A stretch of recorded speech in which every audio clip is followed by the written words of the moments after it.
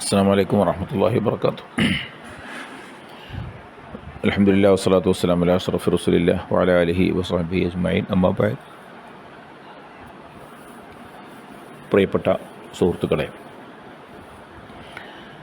നമ്മൾ ഹിയ കിതാബുൽ ഇൽമുമായിട്ട് ബന്ധപ്പെട്ട വിഷയങ്ങളായിരുന്നു നേരത്തെ പറഞ്ഞിരുന്നത്. അത് അവസാനിച്ചു. ഇനി നമ്മൾ രണ്ടാമത്തെ ബാബ് തുടങ്ങുകയാണ്. അഥവാ 29ാമത്തെ പേജിലാണ് ഉണ്ടാവുക. അൽ ബാബ് സാനി ഫിൽ ഇഅ്തിഖാദ്, വിശ്വാസ കാര്യങ്ങളാണ് രണ്ടാമത്തെ ബാബ്. നമ്മുടെ അഖീദയാണ് ഇവിടെ ഇനി പറയുന്നത്. ഇൽമിൻ്റെ ബാബാണ് ഇപ്പോൾ കഴിഞ്ഞത്. പിന്നെ വിശ്വാസപരമായ കുറച്ച് കാര്യങ്ങൾ പറഞ്ഞ് അങ്ങനെ പോകുന്നൊരു ശൈലിയാണ് ഹിജൻ്റെ ശൈലി. അപ്പോൾ അഖീദ നിങ്ങൾ വേറെ സബ്ജക്റ്റായിട്ട് തന്നെ പഠിച്ചിട്ടുണ്ടാവുമെന്നാണ് ഞാൻ മനസ്സിലാക്കുന്നത്. ഇതിൽ അഖീദൻ്റെ കുറച്ച് കാര്യങ്ങൾ ഇങ്ങനെ പറയും. അതുകൊണ്ട് നമുക്കത് കുറച്ച് സ്പീഡിൽ പോകാൻ പറ്റും എന്നും വിചാരിക്കുന്നു. അപ്പോൾ അൽ ബാബ് സാനി ഫിൽ ഇഅ്തിഖാദ്, രണ്ടാമത്തെ ബാബ് വിശ്വാസ കാര്യങ്ങളിലാണ്. ഇത് കുറേ ഫസലുകളായിട്ടാണ്. വഫീഹി ഫുസൂലുൻ.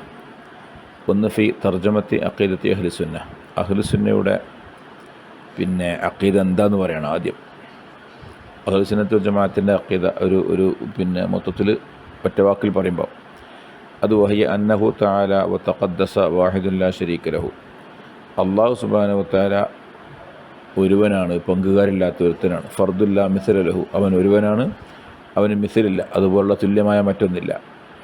ഇതിൽ കുറേ അത്ഫ് തഫ്സീറുകൾ കേവലം നമ്മളെ ഈ പര്യായ പദങ്ങളെ കൊണ്ടുള്ള കുറേ പ്രയോഗങ്ങൾ ഇതിലുണ്ടാകും. ശ്രദ്ധിച്ചാൽ മതി.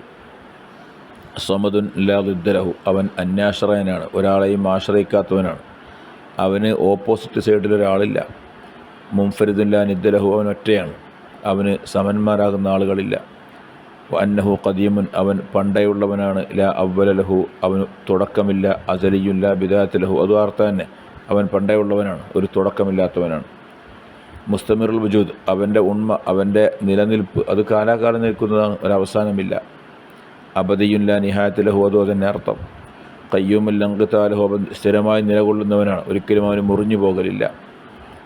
ദായിമുൽ ഇൻസിറാമ ലഹു, ലം യസൽ വലാ യസാലു മൗസൂഫൻ ബിനുഊത്തിൽ ജലാൽ, അവൻ നേരത്തെ ജലാലിയത്തിൻ്റെ വിശേഷണങ്ങളെ കൊണ്ട് വസ്ഫ് പറയപ്പെട്ടയാളാണ്. അള്ളാഹുവിൻ്റെ വിശേഷണങ്ങളെല്ലാം ജലീലായ വിശേഷണങ്ങളാണ്, ഉന്നതമായ വിശേഷണങ്ങളാണ്, വിശുദ്ധവും ഉന്നതവുമായ വിശേഷണങ്ങളാണ്. അത്തരം വിശേഷണങ്ങളെ കൊണ്ട് വിശേഷണം പറയപ്പെട്ടവനാണ് അള്ളാഹു. അപ്പോൾ അള്ളാഹു ഉന്നതമായ വിശേഷണങ്ങൾ കൊണ്ട് വിശേഷണം പറയപ്പെട്ടവനാണ്. ഇനി അടുത്തത് അത്തൻസീഹു, അള്ളാഹുവിൻ്റെ വിശുദ്ധിയെക്കുറിച്ച് പറയണം. അന്നഹു ലൈസ ബി ജിസ്മിൻ മുസവ്വരിൻ, അള്ളാഹു ഒരിക്കലും ഒരു രൂപമുള്ള ഒരു ജിസ്മല്ല. നിങ്ങൾ അഖീദയിൽ പഠിച്ചിട്ടുണ്ടാവും, ഞാൻ അതൊന്ന് വിശാലമാക്കി പറയാൻ ഉദ്ദേശിക്കണില്ല. ഒരു രൂപം വെച്ചിട്ടുള്ള ജിസ്മ്, ഒരു തടി അല്ല അള്ളാഹു. വലാ ജൗഹരിൻ മഹ്ദൂദിൻ മുഖദ്ദറുൻ, ഒരു പ്രത്യേക തോതിലുള്ള ഒരു അതിര് വെക്കപ്പെട്ട ജൗഹർ എന്ന് പറഞ്ഞാൽ ഒരു സ്ഥൂല വസ്തു, നമ്മൾ ഒരു കാണാനൊക്കെ പറ്റുന്ന അല്ലെങ്കിൽ പിടിക്കാനൊക്കെ പറ്റുന്ന ഒരു വസ്തു, അതാണ് ജൗഹർ, സ്ഥൂലമുള്ള സാധനം എന്നർത്ഥം. ഇങ്ങനെയുള്ള സ്ഥൂല വസ്തുവല്ല അള്ളാഹു. അന്നഹു ലാ യുമാസിലുൽ അജ്സാം, ഒരു ജിസ്മുകളോടും അവന് സമാനമല്ല.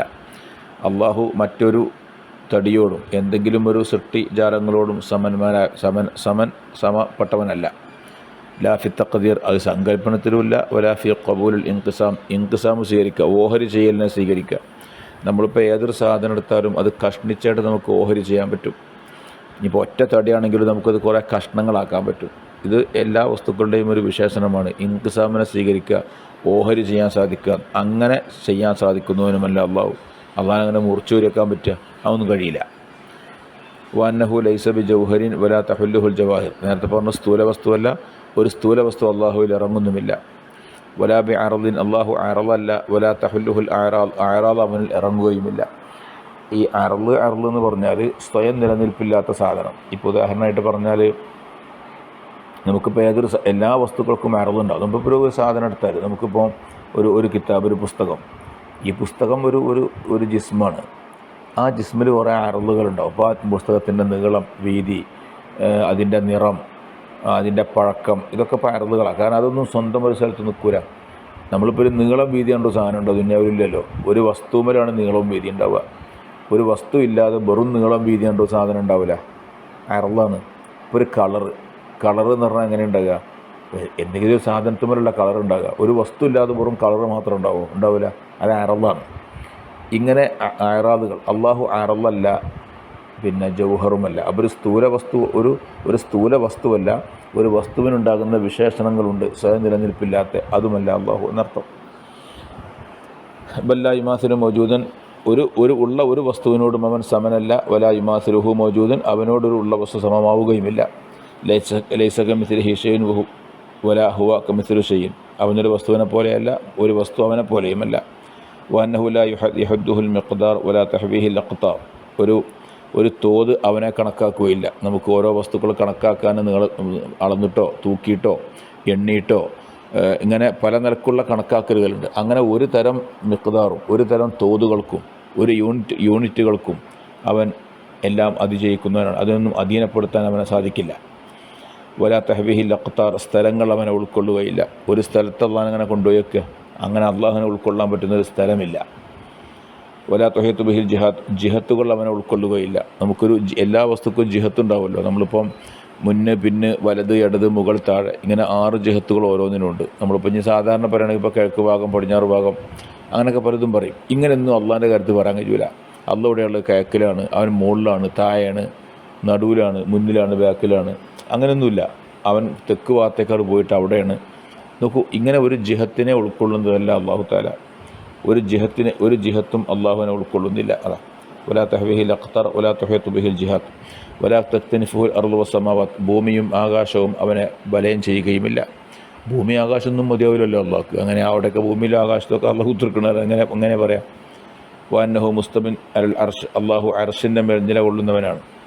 അർശിൻ്റെ മേൽ നിലകൊള്ളുന്ന പറഞ്ഞാൽ വജ്ഹില്ലദീ ഖാലഹു, അള്ളാഹ് പറഞ്ഞ രീതിയിൽ അർറഹ്മാനു അലൽ അർശി ഇസ്തവ എന്നൊക്കെ ഖുർആൻ പറഞ്ഞിട്ടുണ്ട്. ആ നിലക്കുള്ളൊരു അധികാരം കൊള്ളൽ. വബിൽ മാനല്ലദീ അറാദഹു, അള്ളാഹ് ഉദ്ദേശിച്ച അർത്ഥത്തിലും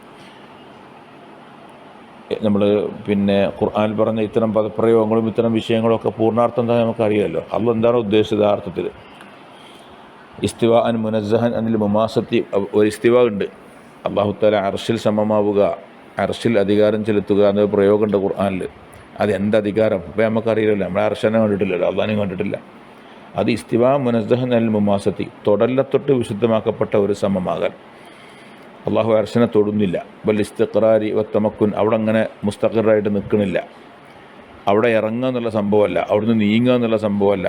നോക്കൂ, ഇങ്ങനെയൊന്നുമില്ല. അർശനെ അള്ളാഹ് അങ്ങനെ ചുമന്ന് നിൽക്കല്ല. മറിച്ച് അർശ് ചുമക്കുന്ന മലക്കുകളും അവരെല്ലാം അള്ളാഹുവിൻ്റെ കുദറത്തിനാൽ നിലകൊള്ളുന്നവരാണ്. അപ്പം ഇങ്ങനെയൊന്നും മനസ്സിലാക്കാൻ പറ്റില്ല. മറിച്ച് അർ റഹ്മാൻ അലൽ അർശി ഇസ്തവ എന്നൊരു പ്രയോഗം ഖുർആനിലുണ്ട്. അള്ളാഹു റഹ്മാനായ റബ്ബ് അർശിൻ്റെ മേൽ അധികാരം നടത്തിയിരിക്കുന്നു എന്ന്. അതെ, ആ അധികാരം നടത്തുക എന്ന അർത്ഥത്തിലുള്ള അധികാരമുണ്ടാവും. അതുപോലെ അള്ളാഹു അർശിൻ്റെ മുകളിലാണ് അറിയും. എന്നാൽ അർശിൻ്റെ മുകളിൽ മാത്രമല്ല, വഫൗക കുല്ലി ഷൈഇൻ ഇലാ തുഖൂമി സറ, ഈ മണ്ണിൻ്റെ ഏറ്റവും താഴെയുള്ള എല്ലാ വസ്തുക്കളുടെയും മുകളിലാണ്. അങ്ങനെ മനസ്സിലാക്കണം. നമ്മൾ വെറും ആകാശത്തിൻ്റെ മുകളിൽ അള്ളാഹു എന്ന് പറയും. ആകാശത്തിൻ്റെ മുകളിൽ മാത്രമാണ്. ഇനി ആയാമൂമിൻ്റെ അടിയുള്ള എന്തോ സാധനം അതിൻ്റെയും മുകളിൽ തന്നെയല്ല അള്ളാഹു തആല. ഇങ്ങനെ മനസ്സിലാക്കണം. അതൊക്കെ ഫൗഖിയത്തിന് ഒരു മേന്മ. ലാ തസീദുഹു ഖുർബൻ ഇലൽ അർശി വസ്സമാഇ, ആകാശത്തിലേക്കോ അർശിലേക്കോ ഒന്നും പ്രത്യേക ഖുർബൊന്നുമില്ല. അള്ളാഹു ഒന്നാം ആകാശത്ത് ഇങ്ങനെ അടുത്ത് നിൽക്കുകയാണെന്നോ അങ്ങനെ പറയാൻ പറ്റൂല. അവൻ ഏഴാം ഭൂമിയിലുള്ള എന്തെങ്കിലും സംഗതി അതിനോടും അടുത്ത് നിൽക്കുന്നവൻ തന്നെയാണ്. അപ്പോൾ അള്ളാഹുവിനെ പറയുമ്പോൾ ഇങ്ങനെയൊക്കെ പറഞ്ഞാലും ഏതോ ഒരു സ്ഥലത്ത് ഇങ്ങനെ അള്ളാഹുവിൻ്റെ ഏറ്റവും അടുപ്പമുള്ളൊരു സ്ഥലം, അങ്ങനത്തെ ഒരു സ്ഥലമൊന്നും ഉണ്ടാവില്ല. ഏതുപോലെ കമാലാ തസീദുഹു ബുഅദൻ അനിൽ അർളി വസ്സറ, ഭൂമിയെ തൊട്ടും മണ്ണിനെ തൊട്ടും അള്ളാഹു ബുഅദിനെ കൂട്ടാത്ത പോലെ. നമ്മളിപ്പം അള്ളാഹു ഏറ്റവും മുകളിലാണ് എന്ന് പറഞ്ഞാൽ അർശിൻ്റെ മുകളിലാണെന്ന് പറയും. ഉദാഹരണം പറയാം, അർശിൻ്റെ മുകളിലാണ് പറഞ്ഞാൽ അള്ളാഹു തആല ഭൂമിയിൽ നിന്ന് എത്രയോ അകലെയാണെന്നാണോ? അല്ല, ഭൂമിയോടും അടുത്തുള്ളവൻ തന്നെയാണ്. അപ്പോൾ അതുകൊണ്ട് ഒരു വസ്തുവിനെ തൊട്ട് ഒരു വസ്തുവിൻ്റെ അടുത്തായി എന്നൊക്കെ പറഞ്ഞാൽ അതൊരു ആലങ്കാരിക പ്രയോഗങ്ങളാണ്. അതുകൊണ്ട് മറ്റൊന്നിൽ നിന്ന് ദൂരത്തായി എന്നർത്ഥമില്ല. ബൽഹു റഫീഉ ദറജാത്തി അനിൽ അർശ്, പിന്നെ അള്ളാഹു ദറജകളെ ഉയർത്തുന്നവനാണ്. അർശിനെ തൊട്ടും അർശിൻ്റെ ദർജയും ഉയർത്തുന്നവൻ അള്ളാഹുവാണ്. കമാ അന്നഹു റഫീഉ ദറജാത്തി അനിസറ, മണ്ണിനെ തൊട്ടും അള്ളാഹു പദവികളെ ഉയർത്തുന്നതാണ്. എല്ലാം അള്ളാഹുവാണ്. ഇന്നത് മാത്രം അള്ളാഹു, മറ്റത് വേറെ ആരെങ്കിലും അങ്ങനെയൊന്നുമില്ലല്ലോ. എല്ലാം അവൻ്റേത് മാത്രമാണ്. എന്നാലോ ഇങ്ങനെയൊക്കെയാണെങ്കിലും ബഹുവ മഅദാലിക കുല്ലിഹി ഖരീബും മിൻ കുല്ലി മൗജൂദ്, എല്ലാ വസ്തുക്കളോടും അള്ളാഹു അടുത്ത് നിൽക്കുന്നവനാണ്. അള്ളാഹ് എല്ലാത്തിനോടും അടുത്ത് നിൽക്കുന്ന ആളാണ്. വഹുവ അഖ്റബു ഇലൈഹി മിൻ ഹബിലിൽ വരീദ്, നമ്മുടെ കണ്ടനാടിയേക്കാൾ അള്ളാഹു ഏറ്റവും അടുത്ത് നിൽക്കുന്നു എന്ന് ഖുർആൻ്റെ കാര്യത്തിൽ കാണാം. അപ്പോൾ അള്ളാഹ് എല്ലാത്തിനോടും അടുത്ത് നിൽക്കുകയാണ്, അവൻ ഇൽമ കൊണ്ട് എല്ലാത്തിനോടും അടുത്ത് നിൽക്കുകയാണ്. അപ്പം നമ്മൾ ഇന്ന വസ്തുവിൻ്റെ അടുത്താണ് അള്ളാഹു അങ്ങനെ പറയൽ, എല്ലാ വസ്തുവിൻ്റെയും അടുത്താണ്. വഹുവ അഖ്റബു ഇലൽ അബ്ദി മിൻ ഹബിലിൽ വരീദ്, ഇപ്പം ഞാൻ പറഞ്ഞു. വഹുവ അലാ കുല്ലി ഷൈഇൻ ഷഹീദാണ്. കാരണം ഇതിലായി മാത്തിൽ ഖുർബുഹു ഖുർബുൽ അജ്സം, അള്ളാഹുവിൻ്റെ ഖുർബ് എന്ന് പറഞ്ഞാൽ ഒരു ജിസ്മിൻ്റെ ഖുർബിനോട് നമുക്ക് തുലനപ്പെടുത്താൻ കഴിയില്ല. ഇപ്പോൾ അള്ളാഹ് എല്ലാവരും അടുത്താണ് പറഞ്ഞാൽ അതിൻ്റെ അടുത്ത് നമ്മളിപ്പോൾ ഒരു സാധനത്തിൻ്റെ അടുത്ത് ഞാൻ മേശക്കരികിലാണ്, ഞാൻ സ്റ്റൂളിൻ്റെ അടുത്താണെന്ന് പറഞ്ഞതിന് അർത്ഥമുണ്ട്, നമുക്ക് മനസ്സിലാവുക അർത്ഥം. ആ അർത്ഥമല്ല പിന്നെ അള്ളാഹുവിൻ്റെ അടുക്കലാണ് എന്ന് പറഞ്ഞാൽ അതിൻ്റെ അർത്ഥം. അള്ളാഹു എല്ലാ വസ്തുവിൻ്റെയും അടുത്തുണ്ട് എന്ന് പറഞ്ഞാൽ അതിൻ്റെ അർത്ഥം അതല്ല. നമ്മൾ മേശക്കരികിലുണ്ട് എന്ന് നമ്മൾ പറയുന്ന പോലെയല്ല അതിൻ്റെ അർത്ഥം. അപ്പോൾ ഒരിക്കലും ജിസ്മ് അടുക്കുക എന്നുള്ള മാതിരിയല്ല.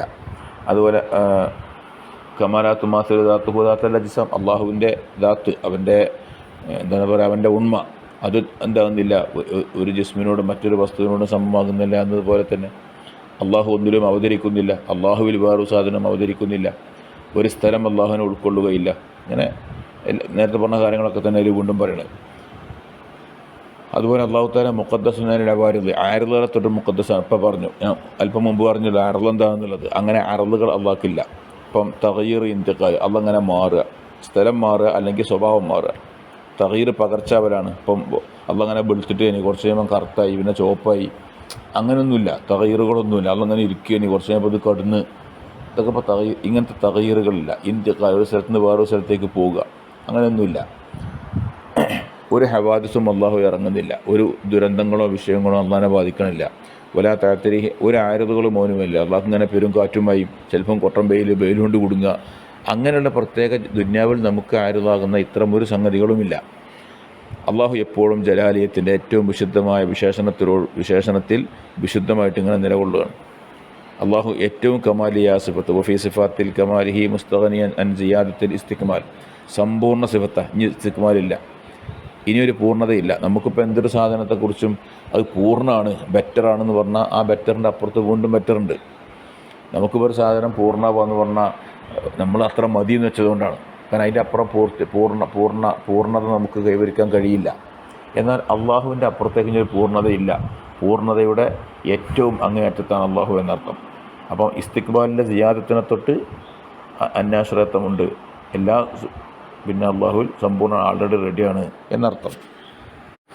മാത്രമല്ല അന്നഹു ഇഫീദാത്തിഹി, അള്ളാഹുവിൻ്റെ ഇതേ ദാത്തോടു കൂടി മാലൂമിൽ വജൂദ്, അക്കല് കൊണ്ട് അള്ളാഹിനെ മനസ്സിലാക്കാൻ പറ്റും. അള്ളാഹിനെ മനസ്സിലാക്കണം നമ്മുടെ അക്കല് കൊണ്ടാണ്, നമ്മൾ കണ്ണുകൊണ്ട് കാണില്ലല്ലോ. അപ്പോൾ ഈ അവസ്ഥയൊക്കെ ആണെങ്കിലും അള്ളാഹു അക്കല് കൊണ്ട് മനസ്സിലാക്കാൻ പറ്റുന്നതാണ്, അക്കലിൽ ഉൾക്കൊള്ളുന്നതാണ്. ദാത്തോടു കൂടി കാണാൻ പറ്റും. ബിൽ അബ്സാർ, കണ്ണുകൊണ്ട്, നമ്മളെ കണ്ണുകൊണ്ട് കാണാനും പറ്റും. ഇപ്പോൾ ദുന്യാവിനെ നമ്മളാരും കണ്ടിട്ടില്ല എന്നുള്ളത് ശരിയാണ്, ആഖിറത്തിനെ കാണാൻ പറ്റുന്നുണ്ട് ഈ കണ്ണുകൊണ്ട് തന്നെ. അപ്പം പ്രത്യേക വിജയത്തില്ലാത്ത, പ്രത്യേകം തടിയില്ലാത്ത, അറുതില്ലാത്ത, അങ്ങനെയൊന്നുമില്ലാത്ത പിന്നെ എങ്ങനെ പോയി കാണുമ്പം തിരിയും. അങ്ങനെ കാണാനും പറ്റുന്നവനാണ്. ഇത് എങ്ങനെ കാണാണ്? നിഅമത്തു മിൻഹു വലുത്തുഫൻ, അള്ളാഹുവിൻ്റെ നിഅമത്തായിട്ടും അവൻ്റെ അനുകമ്പയായിട്ടും. സ്വർഗത്തിൽ ഏറ്റവും അബറാറായ മനുഷ്യന്മാർ, അവരോടുള്ള അനുകമ്പ, അവരോടുള്ള ലുത്തുഫ് എന്നുള്ള നിലക്കാണ് അള്ളാഹു കാണിച്ചു കൊടുക്കുന്നത്. മാത്രമല്ല നിഅമത്തിനെ പൂർത്തിയാക്കാനും ഈ അള്ളാഹുവിന് വേണ്ടിയാണല്ലോ ദുന്യാവിൽ എല്ലാ കാര്യങ്ങളും ചെയ്തിരുന്നത്. എന്തൊക്കെ സഹിച്ചു, എന്തൊക്കെ കാര്യങ്ങൾ ചെയ്തു. ഇനിയും സ്വർഗത്തിലെത്തി, ഇനിയും അള്ളാഹിനെ കാണാൻ കഴിയില്ല പറഞ്ഞാൽ അപ്പം പിന്നെ ഇങ്ങനെ ഒരു സാധനം ഇല്ല എന്നല്ല പിന്നെ നമ്മൾ മനസ്സിലാക്കേണ്ടി വരിക. അങ്ങനെയല്ല, അവിടെ വെച്ച് അള്ളാഹുവിനെ കാണാം, അവൻ കാണിച്ചു തരുമെന്ന് പറഞ്ഞിട്ടുമുണ്ട്. ഏറ്റവും വലിയ അനുഭൂതിയും അതായിരിക്കും. ഇനി അള്ളാഹിനെ കുറച്ച് സിഫത്തുകൾ പെട്ടെന്ന് നോക്കുക. അൽ ഹയാത്ത് വൽ ഖുദ്റ, ഹയാത്തും ഖുദ്റത്തും. ഹയാത്ത് ജീവിതമാണ്, ഖുദ്റത്ത് കഴിവാണ്. അള്ളാഹു തആല ഹയ്യാണ്, ഖാദിറാണ്, ജബ്ബാറും ഖാഹിറുമാണ്. ജീവിച്ചിരിക്കുന്നവനാണ്, ജീവനുള്ളവനാണ്, കഴിവുള്ളവനാണ്, എല്ലാം നിയന്ത്രിക്കുന്നവനാണ്, ഒതുക്കുന്നവനാണ്. ജബ്ബാറും ഖഹാറും ഒക്കെയാണ്. ലാ യഅ്തരിഹി ഖുസൂറുൻ വലാ അജ്സുൻ, ന്യൂനത, അശക്തി എന്നിവ അള്ളാഹിനെ ബാധിക്കൂല. വലാ തഖുദുഹു സിനത്തും വലാ നൗം, തൂങ്ങിയ ഉറക്കമൊന്നും അള്ളാഹ്ക്കില്ല. ഫനാവും മൗത്തും, നശിച്ചു പോകുക, മരണമെന്നത് അവനെ ബാധിക്കുന്നില്ല. വഅന്നഹു ദുൽ മലികി വൽ മലക്കൂത്ത്, അവൻ എല്ലാ അധികാരങ്ങളുമുള്ളവനാണ്. ഇസ്സത്തും ജബറൂത്തും അവനാണ്. സുൽത്താൻ, അധികാരം അവനാണ്. ഖഹ്ർ, ഖൽഖ്, അമ്ർ, സൃഷ്ടിക്കൽ, അതിനെ മറ്റു കാര്യങ്ങൾ, അതിനെ നിയന്ത്രിക്കൽ, ഒതുക്കി അമർത്തൽ എല്ലാം അള്ളാഹുവിൻ്റെ കയ്യിലാണ്. വസ്സമാവാത്തു മത്വിയാത്തും ബിയമീനിഹി, ആകാശം അവൻ്റെ കയ്യിൽ ചുരുട്ടപ്പെട്ട ഒന്നാണ്. യൗമ നത്വി സമാ കതയ്യി സിജില്ലിൽ കുതുബി കമാ ബദഅനാ അവ്വല ഖൽഖിൻ നുഈദുഹു എന്നൊരായത്ത് കാണാം. ആകാശം അവൻ്റെ കയ്യിൽ ചുരുട്ടപ്പെട്ടിരിക്കുകയാണ്, ഏത് സമയത്തും അത് ചുരുട്ടിക്കൂട്ടാം എന്നർത്ഥം. അള്ളാഹുവാണ് ഖൽഖ്. ഖൽഖ് അല്ലാഹ്ക്ക് മാത്രമല്ല, വേറൊരാൾക്കുമില്ല. ഒരാൾക്കും ഖൽഖിൽ എന്തില്ല, ഒരു അവകാശവും പറയാനില്ല. സൃഷ്ടികളെയും അവരുടെ പ്രവർത്തനങ്ങളെയും അതും അള്ളാഹ് തന്നെ സൃഷ്ടിച്ച് വേറെ ആരോ അല്ല. ഈ വിഷയങ്ങളൊക്കെ അഖീദയിൽ വിശാലമായി പഠിച്ചിട്ടുണ്ടാവും കേട്ടോ. മറ്റൊന്ന് ഇൽമ്, അള്ളാഹിൻ്റെ ഇൽമ്. അവൻ എല്ലാ മാലൂമാത്തിനെക്കുറിച്ചും എന്തൊക്കെ വിവരങ്ങളുണ്ടോ ആ വിവരങ്ങളെല്ലാം അറിയുന്നവനാണ്.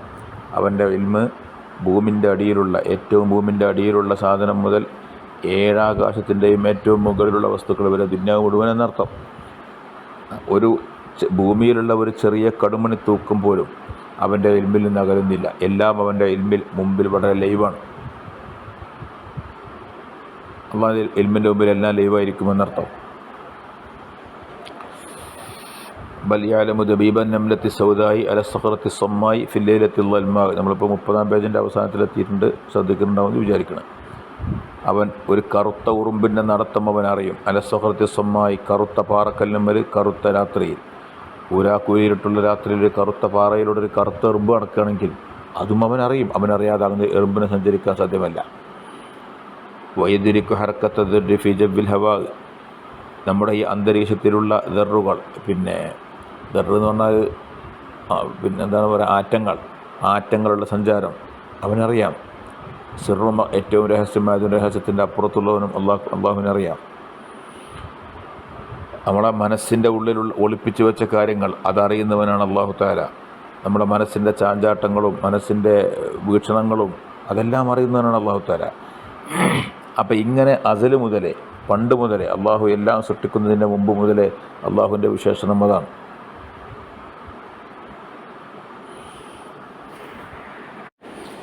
തൽക്കാലം അവിടെ നിർത്താം. 2 പേജായി. നമുക്ക് ഇറാദത്താണ്, അടുത്ത ക്ലാസ്സിൽ പറയാം. അസ്സലാമു അലൈക്കും വറഹ്മത്തുള്ളാഹി.